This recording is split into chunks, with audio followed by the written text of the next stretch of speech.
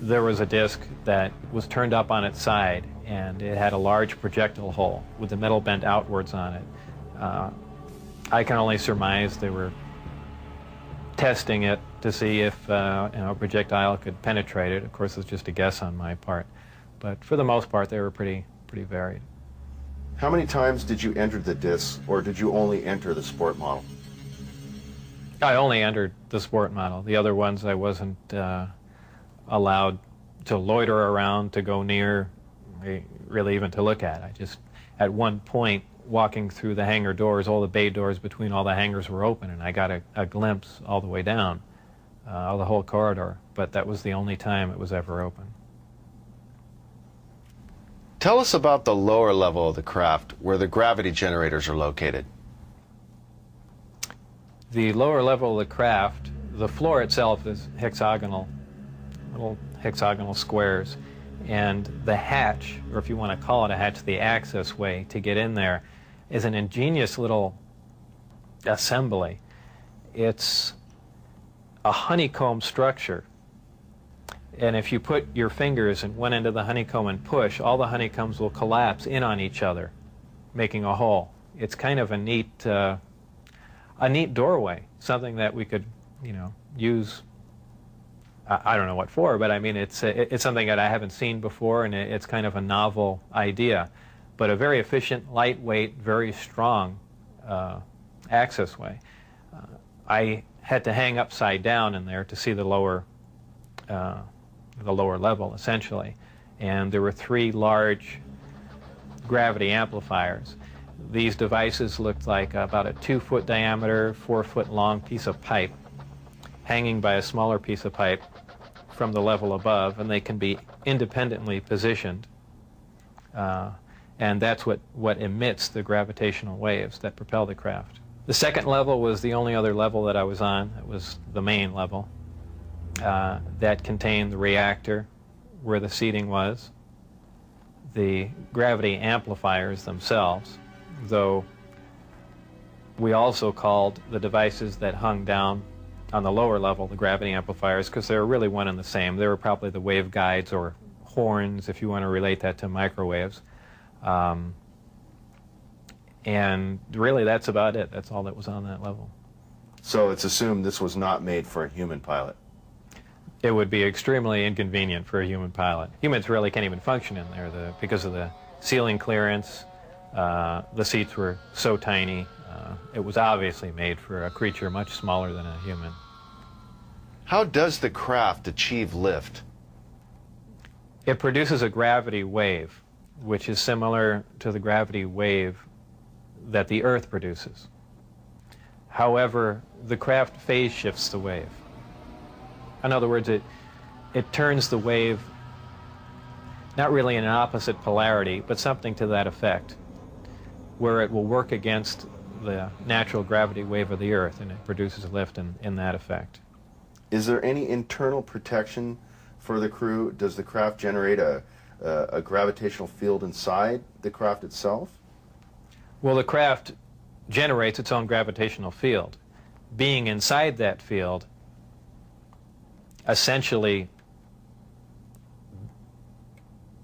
doesn't shield you, but essentially you're in, and this is a terrible way to say it, almost in a different realm, because you're now influenced only by that gravitational field. For instance, people wonder how a craft like this can make a turn at such high speed, a 90-degree turn, when they would imagine people slamming up against the wall or something to that effect. Well, that really wouldn't happen. Inertia would have no effect.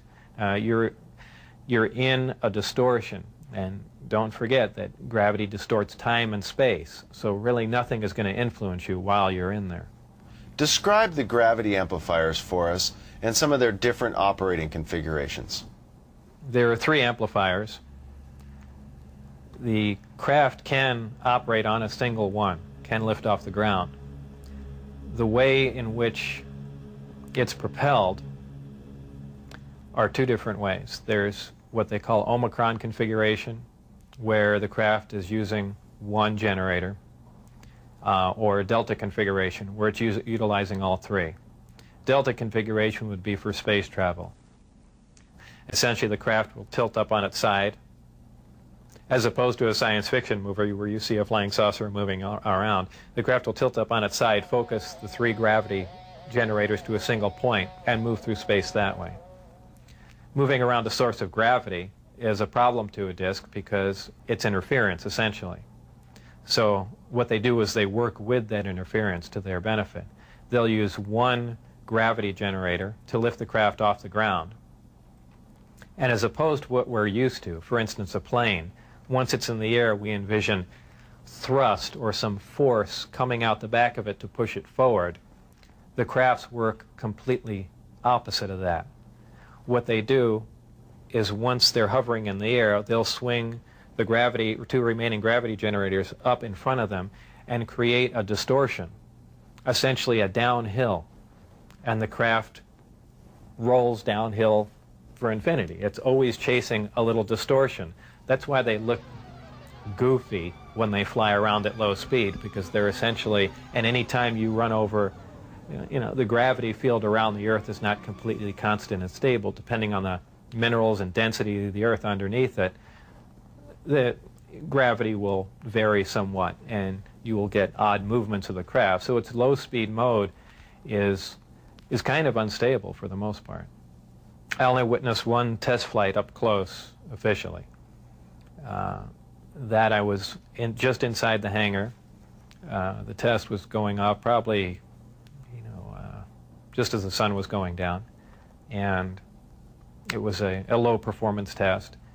I believe there were some pilots or test pilots in the craft. The craft must have been retrofitted to fit them, because the seating arrangements were really not accommodating.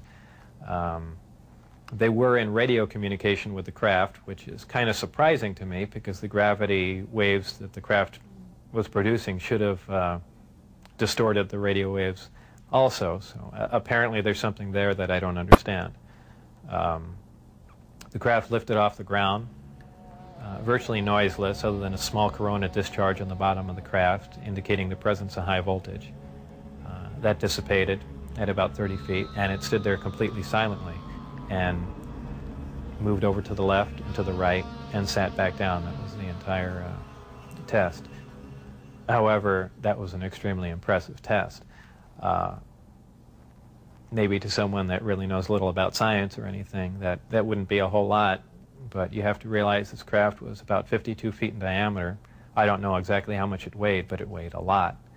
And this was quite a scientific feat, to lift something completely silently, under control, and perform a maneuver like that. The craft itself was, I assume it was metal. It was cold to the touch, that's why I say it was metal, but it was a brushed aluminum, actually just an unfinished stainless steel, not shiny finish to it.